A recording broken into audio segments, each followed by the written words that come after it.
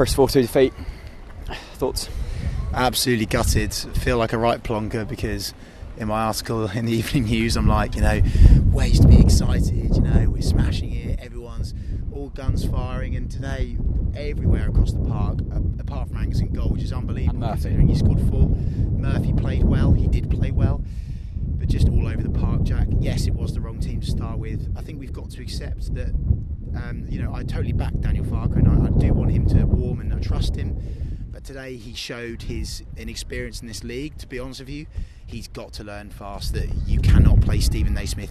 If any single Norwich fan actually genuinely stands up and actually says Stephen Naismith brings value to this team, including you, in that midfield, you're wrong. You're so wrong. It stinks.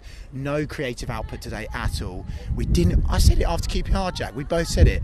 The way Wes and Maddison bring in the forward line, that's exactly what we need to do. I mean, I suppose Naismith doesn't do that. I suppose playing devil's advocate here, Naismith was brought in because we wanted to score goals in the Premier League. No, because Naismith was brought in this team today because there was, Maddison was probably tired, and the same with. I think we actually, I think that the whole tired thing now, I think it's an excuse.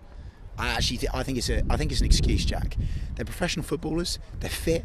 They've had a big pre-season. Daniel Farke has worked them harder than. Look, Russ said Daniel Farke has worked them harder than any manager in the last 4 or 5 seasons.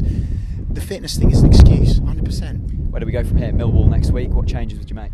I think he'll go back to the best team again, and he'll start Nelson up top. Nelson will deliver again. You know what was a bit weird for me today?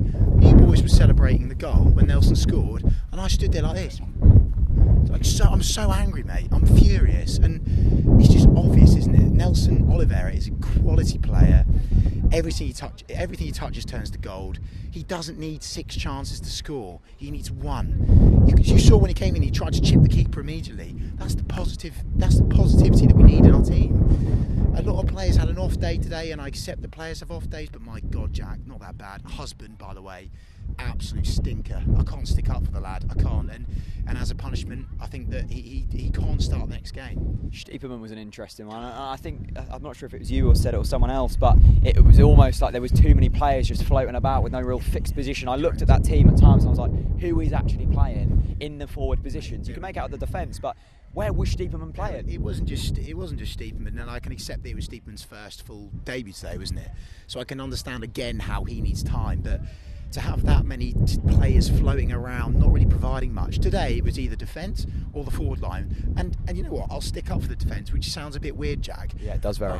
Yeah, I know, because they were woeful today. But what I will say is the midfield did not alleviate any pressure from them all afternoon. They were literally crucified. The first half was suicidal.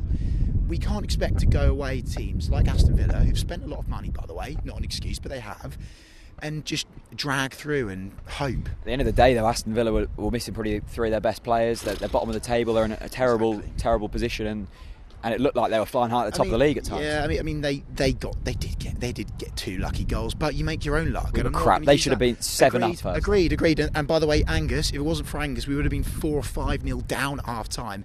Made some fantastic saves.